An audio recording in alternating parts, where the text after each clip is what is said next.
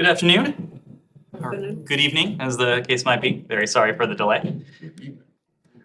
It's only Tuesday. Well, it's late. It's later than we had hoped, for which I'm very sorry. Before we begin, let me just say a brief word about someone you all know well. Nick Barnett has been the director of the press office for nearly 2 years now. That means for nearly 2 years, Nick has been dealing with all of you day in, day out. Beyond thanking him for his service, I think that may actually call for beatifying him for all that he has done. But in all seriousness, his service in this role is coming to an end tomorrow as he transitions to his next assignments in the Foreign Service. From the start of this administration, no one has done more than Nick to help revitalize, to help run our daily public affairs operations. He helps get me up to speed. He's continued to work with me every single day to make sure I stay on the right path. That in and of itself is no easy feat. And so just as we bid farewell to Nick and to thank Nick for everything that he has done, I want to welcome Jennifer McCune. Jennifer will assume the role of director of the press office starting on Monday. She joins us from CENTCOM, where she served as the foreign policy advisor to the commander. Prior to that, she served in the office of the vice president as a foreign policy advisor. She served overseas as well, including as our deputy spokesperson in London. And prior to that, as a special assistant to then Deputy Secretary of State Antony Blinken. So she is no stranger to this building. She is no stranger to our operations. She is no stranger to many of you, and I know all of you will enjoy working with her and getting to know her. So again, thank you, Nick. Welcome, Jen. And with that, turn it over to Matt. Nothing else? Nothing else? Okay, well, I'm not quite sure about sainthood for Nick, but. I don't know, Matt. You were. He comes close. I mean, the number of times that I called him at 6 a.m. were frequent. But anyway, thank you, Nick, and welcome, Jennifer. I have a couple things. One, just because of the way we are these days, can you fill us in on the Secretary's contacts with the President over the last couple of days, simply because of the COVID diagnosis? Sure. Let me say a couple things on that. First, the Secretary is tested regularly. He was tested again this morning. You all may have seen him this morning. Of course, the fact that he was here indicates that he tested negative. He feels just I didn't see. he feels just fine. He was last with the President on Tuesday. It is also the case that the Secretary tested positive for COVID in May. That is within the 90-day window where, according to the CDC, it is unlikely that he would contract COVID due to his combination of immunity from his recent infection as well as the 4 doses of COVID-19 vaccine that he has received over the past 18 months or so. So he will continue to test regularly, but he's feeling well. He is not, he wasn't in close proximity or was not in close contact with the President? You heard from the White House press secretary and No, I didn't. the White House press secretary. The White House announced that the White House medical unit is doing contact tracing and that the White House medical unit will be in touch with any close contacts. As of earlier today, I'm not aware that he has been contacted by the White House medical And then unit. secondly, and I'm sorry if this is a little bit flipped, given all the serious nature, but given the fact that the Secretary does have a senior, if honorary, position with the Kennedy Center, I'm gonna be very curious to know, hear his explanation as to why it has taken so long for Gladys Knight to be recognized by them. So, I suspect, Matt. Please put that to him. I suspect, Matt, on this, the secretary will agree with you. Okay, John. Well, first of all, also wanted to express my thanks to Nick. It's been great working with him on behalf of the association. So we'll miss him, but look forward to working with Jennifer as well. I know you've been asked this before in a different context, but Speaker Pelosi, the president himself, he made some remarks to reporters last night saying that the military has concerns about her visiting Taiwan. she was asked about it today, and of course said she didn't have anything to announce. But is that a concern that's shared by the State Department, by U.S. diplomacy, about a potential visit to Taiwan by the speaker? Well, Sean, it's not for me to speak to any potential travel the speaker may or may not make. In fact, I saw a statement from her office making clear that her office, as a matter of course, does not confirm or deny potential travel before it takes place. So this remains a hypothetical. We'll need to defer to the speaker's office in the first instance to speak to any plans that they may have. Yes. So what the president said, is it official stance of this administration? Would you advise Speaker Pelosi against her visit? I'm not going to be offering any advice from this podium, in part because any potential travel, remains a hypothetical. Whether it is this question or any other question, I have a practice of not entertaining hypotheticals. If and when the Speaker's office, or any other member for that matter, were to announce travel, we'd be in a position to speak to something then, but that day is not today. But you do have coordination with the with Pentagon and also with the Speaker's office. Well, we work closely with Congress across the full range of issues. We have policy discussions, we have logistical discussions, we do have discussions about how to best achieve our shared goals. The fact is that Congress is a separate and co-equal branch of government. We ensure that across every issue, Congress is informed of what we're doing, and it is a close and continuing dialogue across all issues of concern. And just one last thing on Taiwan. Yesterday, the Chinese ambassador to the United States, Qin Gang, he blasted your One China policy. Basically, he's saying that the United States is blurring out the One China policy. What's your response to that? Our position is that our One China policy continues to be the policy we follow. We are guided, that One China policy, our One China policy, is guided by the Taiwan Relations Act, the 3 joint communiques, and the 6 assurances. Under the rubric of our One China policy, we are committed to maintaining cross-strait peace and stability. We don't have, as you know, diplomatic relations with Taiwan or support Taiwan independence, but we have a robust unofficial relationship as well as an abiding interest in maintaining peace and stability across the Taiwan Strait. Yes. Yeah, I wanted to get your response to the Ukrainian grain talks. The UN brokered a deal that Turkey says is going to be signed tomorrow. What's your take on the hopes? How hopeful are you that this will resolve the issue? What are you still looking out for, and what needs to be done to make sure that this is followed through? Well, we would welcome any such agreement. We applaud the hard work of the UN Secretary General. We applaud the diligent work of our Turkish allies. This is something that not only the United States has called for, in fact, Secretary Blinken called for it most recently in the context of the G20 ministerial in Bali earlier this month. It is something that for which we were joined by other members of the G20, other members of the international community. The fact is that to date, Russia has weaponized food during this conflict. They have destroyed agricultural facilities. They prevented millions of tons of Ukrainian grain from getting to those who need it.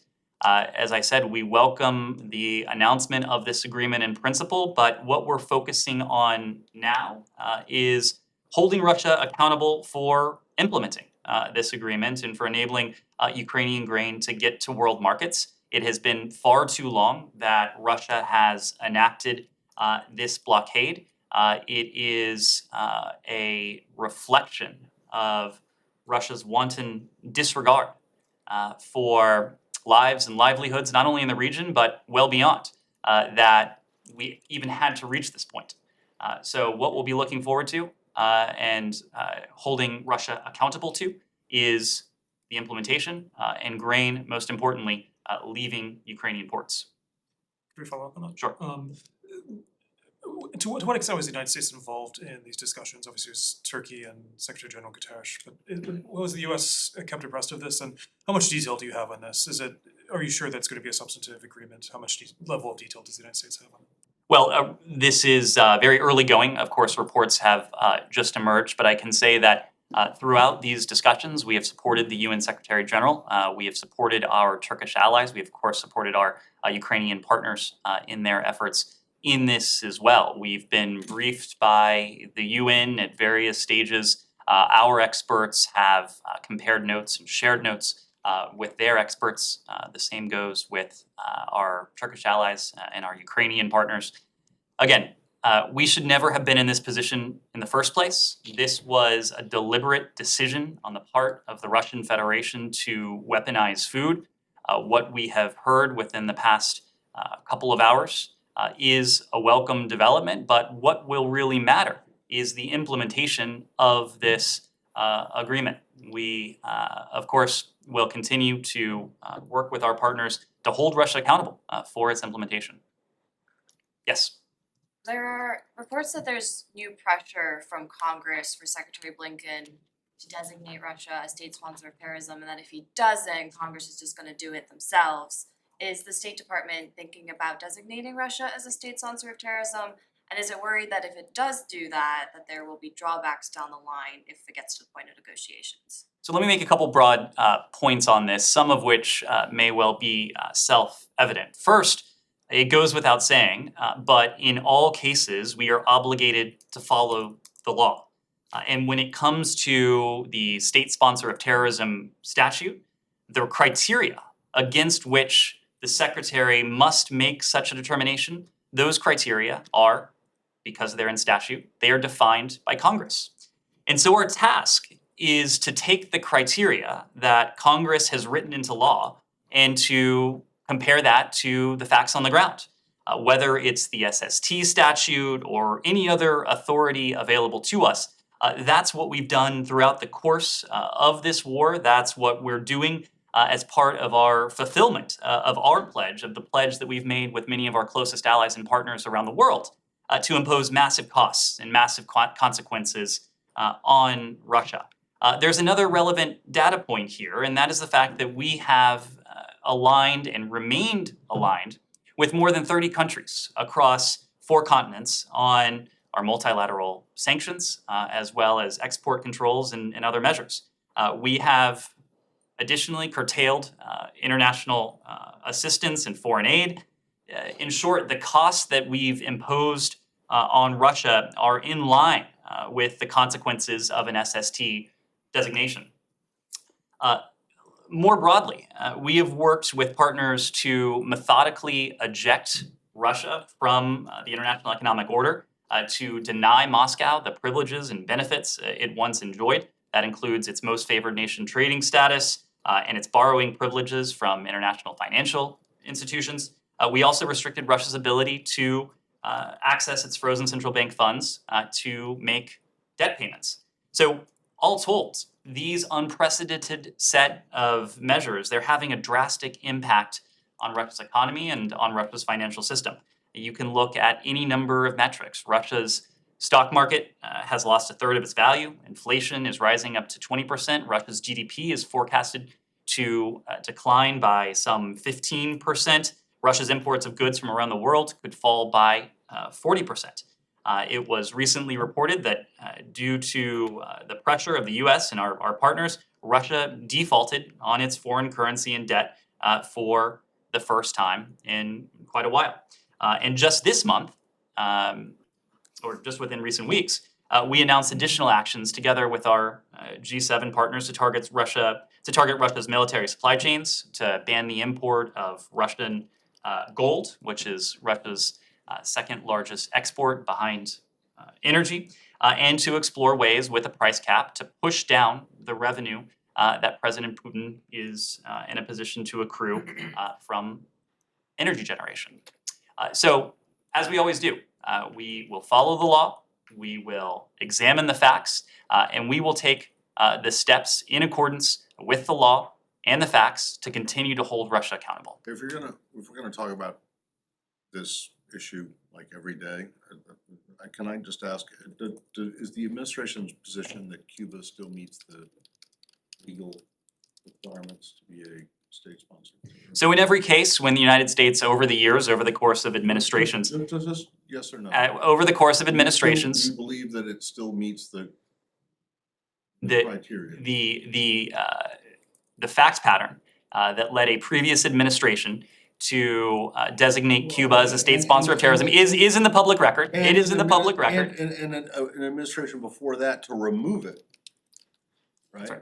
So So- what is so, this Matt, administration? This gets back to the point that we are always examining the facts and applying them against the law. So are you That saying applies, there's a that review now? that applies equally to Ukraine as it does to Cuba, as it does to North Korea. Ukraine, I wasn't aware that Ukraine was. Excuse me, Russia. Thank you, sorry. Okay. Well, Russia. So are you saying that there's an active look at whether, at taking Cuba off the list? I'm not saying that, Matt, but our charge with all statutes, with all authorities, is to ensure that we're using those authorities appropriately, consistent with the facts and consistent with the law. Nazira.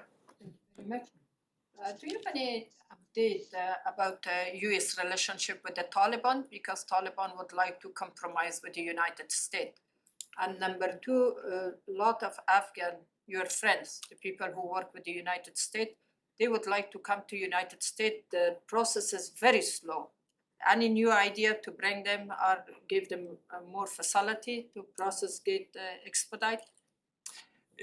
So Nazira, in terms of engagement with the Taliban, we spoke about this a few days ago, but late last month, our special representative for Afghanistan, Tom West, had an opportunity to lead a delegation accompanied by a senior Treasury Department official, a senior USAID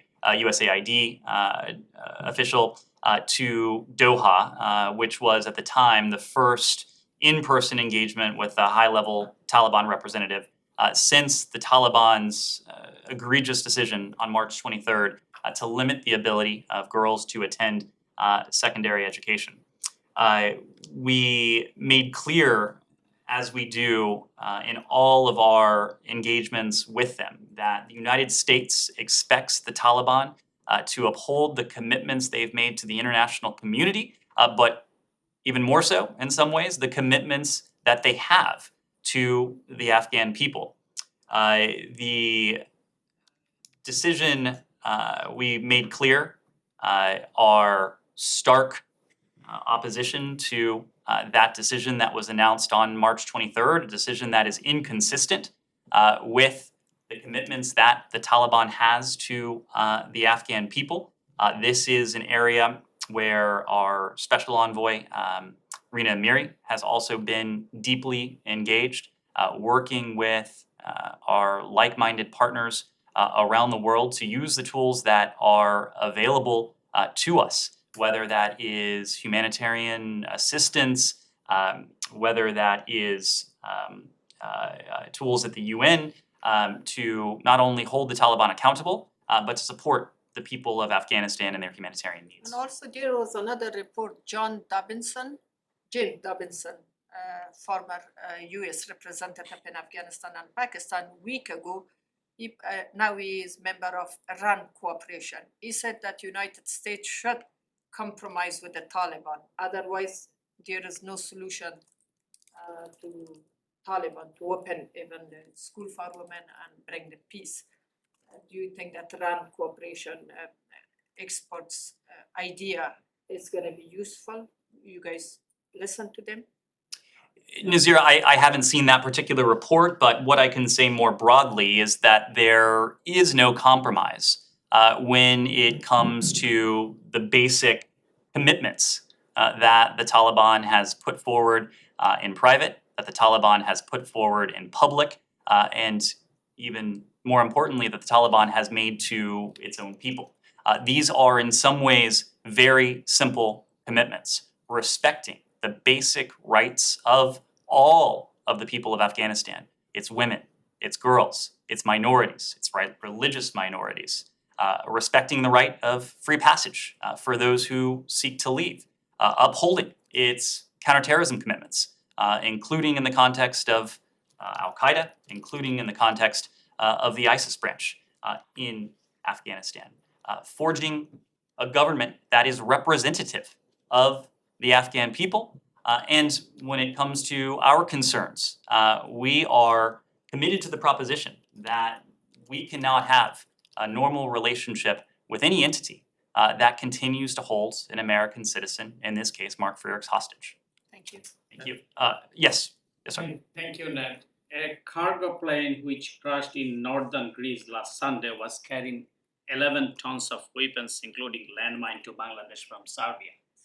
And Greece asking for explanation to Serbia. So what is your comment on that? And US is doing an investigation as 8 Ukrainian crews, all members have died.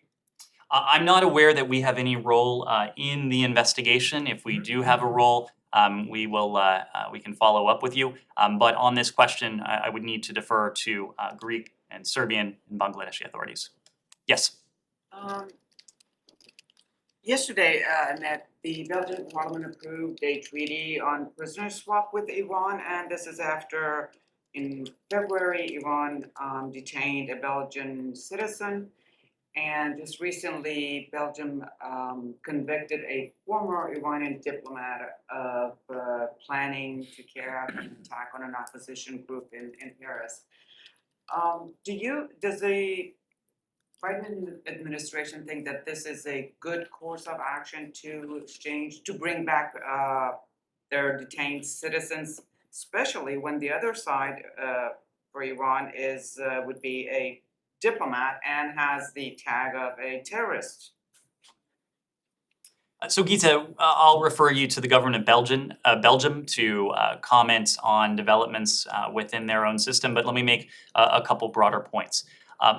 Number one, Iran has a long history of unjust imprisonment of foreign nationals for use as political leverage. Iran continues to engage in a range of human rights abuses. That includes large-scale, arbitrary, or unlawful detention of individuals, many of whom have faced torture and execution after unfair trials. These practices are outrageous. Iran continues to hold Americans. Iran continues to hold third country nationals unjustly, wrongfully. It remains a priority of this administration and will continue to be a priority of this administration to see to it that the Americans are released, and that we will continue to work together with our partners to address Iran's heinous practice of wrongfully detaining third country nationals as well. Could this be a course of action for the United States as you are talking with Iran about those U.S. dual nationals in Iran alongside the JCPOA? Well, as I said, we and our allies are committed to doing everything we can to see to it that our respective nationals are reunited with their families. In too many cases, these individuals have been separated from their families for years. Put this way, we have twin imperatives. Again, first and foremost, it is seeing the release of our nationals. At the same time, we want to, and we are working to underscore, to reinforce the norm against this heinous practice. That's why Secretary Blinken has commended Canada for its leadership in obtaining international support for what's known as the Declaration Against Arbitrary Detention and State-to-State Relations. We've called on like-minded countries around the world to work together to pressure nations, including Iran in this case, that engage in detentions, such detentions, to put an end to this practice and to release those detained under such conditions. Two short questions on the JCPOA. The British, the chief of the British intelligence agency today said at the Aspen Institute that he doesn't believe Khamenei has made a decision to cut a deal. Has that opinion been shared with the United States? And the British ambassador to Iran today has visited one of the provinces, the Chamber of Commerce with their own delegation, and in a tweet he says that plenty of great companies in Fars province with opportunities for quality UK products and services to boost UK-Iran trade, JCPOA or not. Does this mean that Britain might go its own way given whatever the fate of the talks? So on your first question, Geeta, it is no secret that the United States and our British partners have an extraordinarily close intelligence sharing relationship. It's not for me to speak to the contents of that relationship, but I also don't think you need a security clearance to discern the fact that Iran at this point doesn't seem to have made the political decision, or decisions, I should say, necessary to achieve a mutual return to compliance with the JCPOA. The fact is that a deal has been on the table for months now.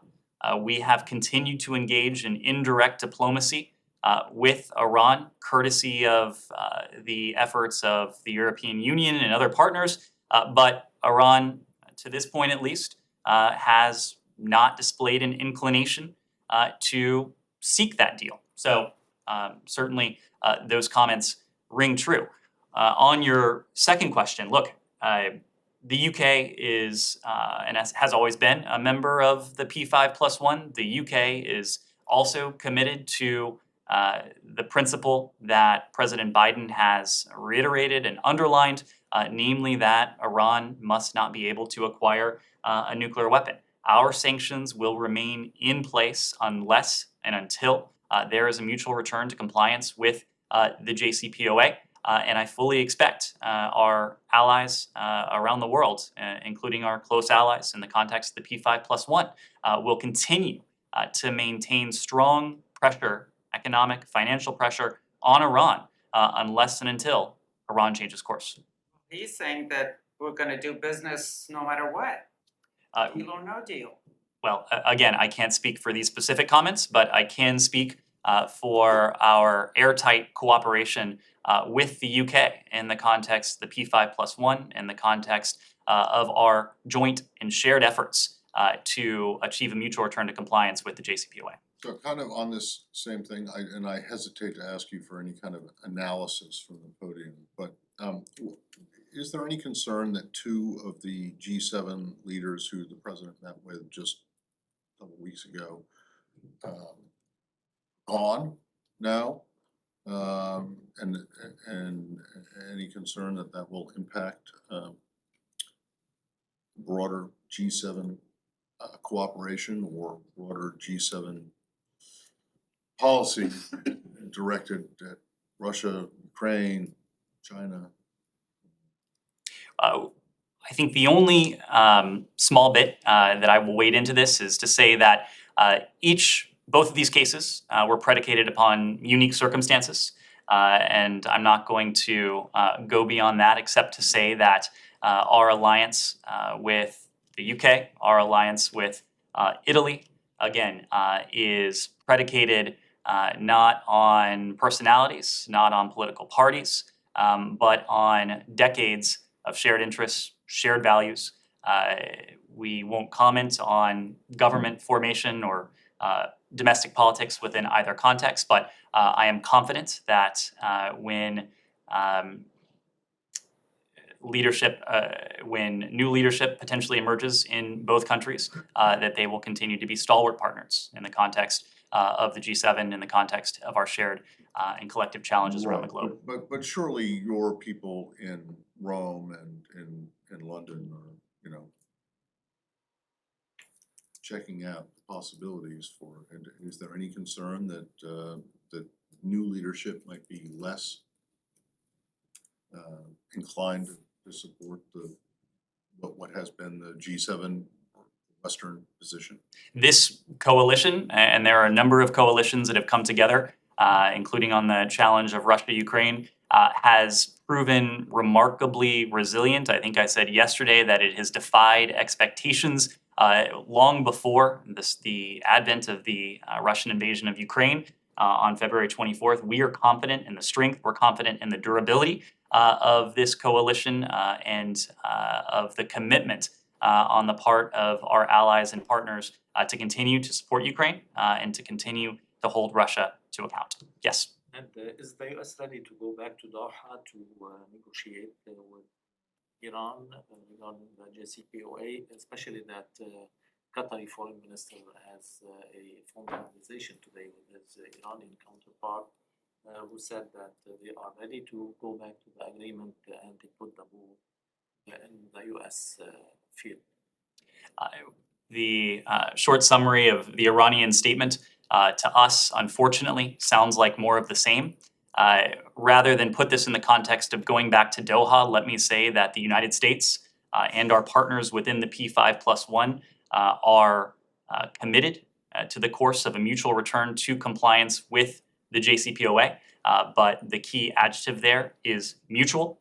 To date, we have not seen any indication that Iran is ready or willing at this stage to return to the JCPOA. As I said before, a deal has been on the table for months now. If Iran wanted to avail itself of that deal, it has had any number of opportunities in Vienna, in Doha, through our partners in the Middle East, through our partners in the EU. Iran, again to date, has chosen not to do so.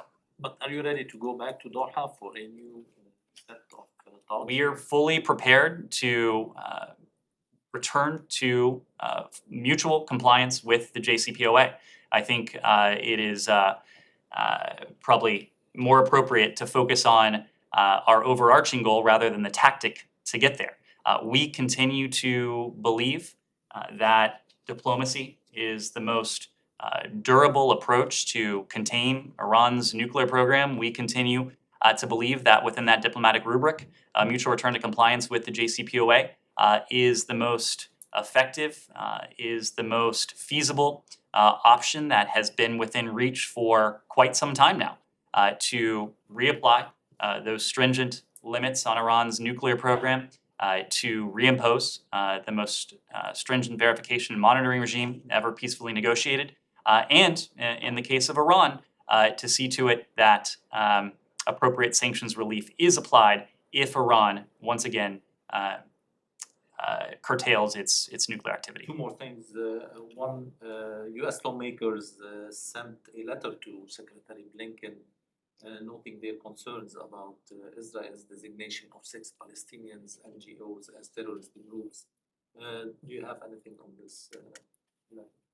You know that we don't comment on congressional correspondence. I'm familiar with it, but let me just say we've made clear to our Israeli government and Palestinian Authority counterparts that independent civil society organizations in the West Bank and in Israel must be able to continue their important work.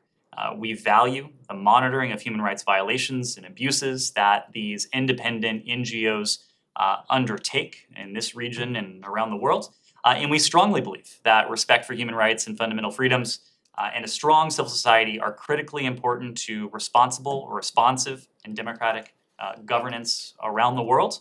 And I made this point yesterday, but I'll make it again. We have designated the PFLP as a foreign terrorist organization for more than 20 years now, going on 30 years. It's an SPGT as well. It remains designated today. When it comes to these 6 NGOs, we've not designated any of them, but neither have we funded these groups. And one more on Iraq. The Iraqi authorities have asked Turkey to withdraw from Iraq territories, and they will ask the Security Council to do so. Will you support Iraq in this demand? This is a question for the government of Iraq. For our part, you heard this from us yesterday. We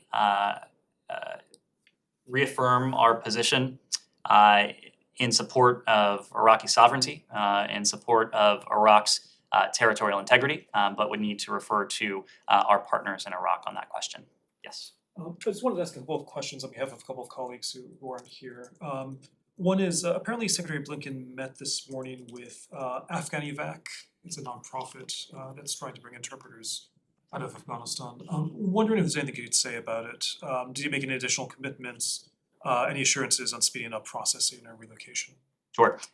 You have heard us say for the better part of a year now that the United States has an enduring commitment not only to the people of Afghanistan, but of course to American citizens to lawful permanent residents, some 1,300 of whom we have helped transport out of Afghanistan over the course of the past year, but also to Afghans to whom we have a special commitment. And today, as part of a regular engagement, the Secretary met with representatives of a self-organized coalition of more than 180 organizations, including veterans, frontline civilians, social workers, attorneys, nonprofits, congressional staff, and private sector employees, all of whom we have worked with to support relocation and resettlement of our Afghan allies and partners over the better part of a year now. The meeting was part of the department's ongoing collaboration with this coalition and a recognition of the commitment that we have as a country made to supporting our new Afghan neighbors. And the Secretary, during the course of this meeting today, he's now met with this coalition multiple times, but today he listened to stories of Afghans beginning their new lives here in the United States. The coalition, we think, represents the extraordinary contributions of individuals and communities across the country that are helping to make good on that commitment that we have to our Afghan allies, including by welcoming tens of thousands of them into our community. Yes, go ahead. Okay, just something completely unrelated. On behalf of a colleague, apparently there's a State Department employee who was killed yesterday in a bicycle incident near the building. Is there anything you could offer on that? I can confirm that a Foreign Service Officer, Sean O'Donnell, was killed yesterday. We extend our deepest condolences to her family, to her loved ones. We need to refer you to the Metropolitan Police Department for additional information. Sorry to hear about that. So Ukraine's state nuclear company has accused Russia of storing explosives within the heart of one of its active plants, the largest atomic energy center in Europe. Is this something the State Department is investigating, and if verified, what kind of response might we expect to see given the potential for a widespread catastrophe? So I'm not immediately familiar with those reports. We have spoken in the past of Russia's irresponsible behavior in the vicinity of Ukraine's nuclear power generation facilities. If we have anything particularly on this angle, we'll let you know. Yes. Turkish President Erdogan has said that his country is considering an offensive campaign in northern Syria. So I'm wondering what you think about this news, and also is the administration reconsidering its sale of F-16 jets to Turkey in light of this development? So we spoke yesterday regarding the importance and the concern that we've expressed regarding the stated plans for an incursion in northeastern Syria by Turkish forces. It is important to us that existing ceasefire lines be preserved. Any new operation, any new Turkish offensive in the region would have the potential to set back some of the tremendous progress that the coalition has made in the face of Daesh's so-called caliphate in recent years. It would have the potential to be detrimental in the context of the ongoing political process pursuant to UN Security Council Resolution 2254. We have expressed this concern publicly, as we did again yesterday and today. We've expressed it privately with our Turkish allies as well. When it comes to F-16s, we made the point, and you heard this from the president in the aftermath of his bilateral meeting with President Erdogan of Turkey on the sidelines of the NATO summit earlier in June. We strongly value our partnership with Turkey. Turkey is an important NATO ally. We and Turkey have long-standing and deep bilateral defense ties, and Turkey's continued NATO interoperability remains a priority for us. As a matter of policy, we don't publicly comment or confirm proposed defense transfers until they've been formally notified to Congress. But what I can say is that we continue to engage Congress on this question. Yes. Just a clarification, Ned, I have heard you say many times that you used the term ceasefire lines. Could you just remind us where those lines fall and when was that ceasefire between whom and whom? Because I have been following the case and I don't remember that Turkey has signed or anything with by Beijing in that sense. Our position has long been that we support the maintenance of current ceasefire lines. We condemn any escalation. Of course, I don't have a map in front of me, but we also expect Turkey to live up to the joint statement that it signed on October 17th, 2019, including as part of that joint statement to halt operations in northeast Syria. We've consistently said that we recognize Turkey's legitimate security concerns. No other NATO ally has faced as many terrorist attacks as our Turkish allies, but any new offensive would run the risk of further undermining stability, would it put US forces and the coalition's campaign against ISIS potentially at risk. So you say there's a ceasefire line that is like, even if you don't have a map in front of you, there is a line where Turkey and United States or whoever agreed that it will not pass. One. Second thing, you were talking about a joint statement in 2019. That joint statement was about Turkey's ending its operation in the current, like the Peace Spring operation. It doesn't give any commitment that it will not launch another operation in another part of northern Syria. So can you just clarify these points for us? You over and over mentioned that joint statement. Does it say specifically that Turkey is not going to launch any other operation in northern Syria? As part of that joint statement from October of 2019, it is our contention that Turkey needs to halt offensive operations in northeast Syria. That is a point that successive administrations now have made, this administration and the last administration.